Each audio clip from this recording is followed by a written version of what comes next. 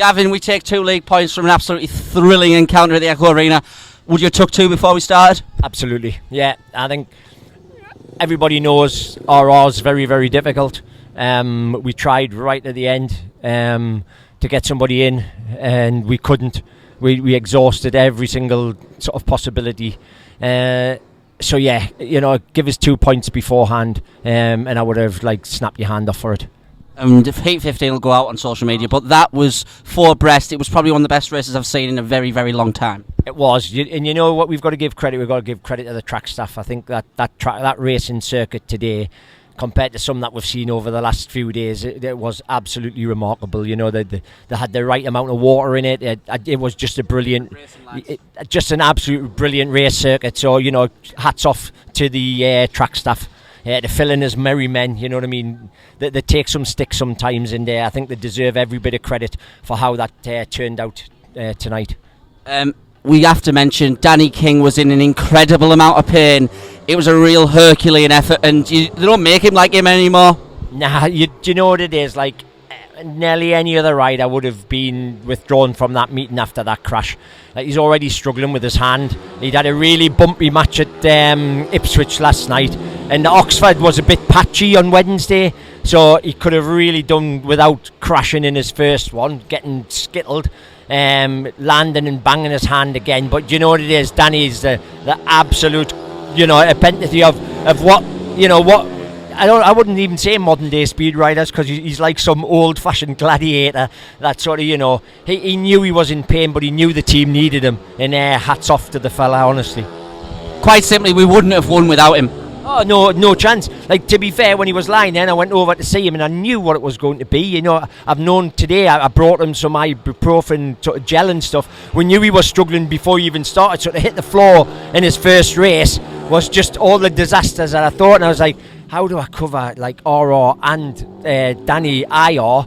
And literally it would have been, the reserves would have been having 7 rides each, so yeah, without Danny there we would have 100% not won that meeting. Do the Bears fans need to worry? It's just a case of getting a bit of rest into him and just relax. Well, he's got a week off now, luckily. He's got off till next Thursday. He hasn't got a meeting on Monday. He's going for some physio, etc. Now it's like an ongoing issue. He knows he's got to have another operation in the winter to rectify really the problem, but he just needs to manage it and get through the season, and hopefully not have very many bumpy tracks. That's the thing, is when it's really bumpy or you start hitting the floor is when he really he has the problems. But fingers crossed we can get the swelling down, get him back to 60-70% fit on that hand, and he'll be raring to go next weekend. Last one on Danny. Am I right in thinking his hand's in a better position than it was when he came back last season? Yeah, you can make a lot more of a fist with it, but it is getting worse. It's starting to, it's going down into the fingers. One of his fingers keeps locking, and it's like as if there's nerves getting sort of trapped or whatever. So he's just got to try and manage it till the end of the season. It's not ideal, but as I say, as you said, he's an absolute warhorse, and he wouldn't let that stop him tonight. And as I say, hats off to the lad. I want to also mention 2 things. Jody Scott and then Heat 8, which kind of goes in together. Heat 8 was some ride, considering he was last, but Jody is now starting a real flourish at that number 2 position, and we both agree it's too early for him, but he is flourishing.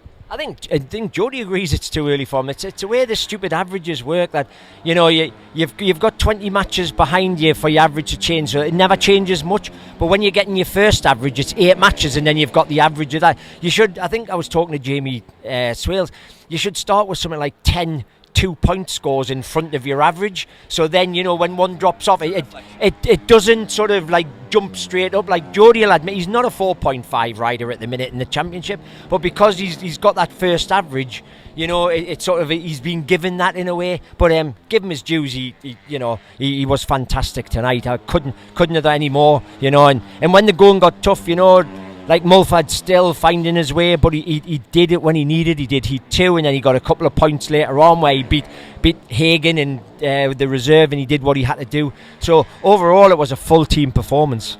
Up the Bears. Up the Bears.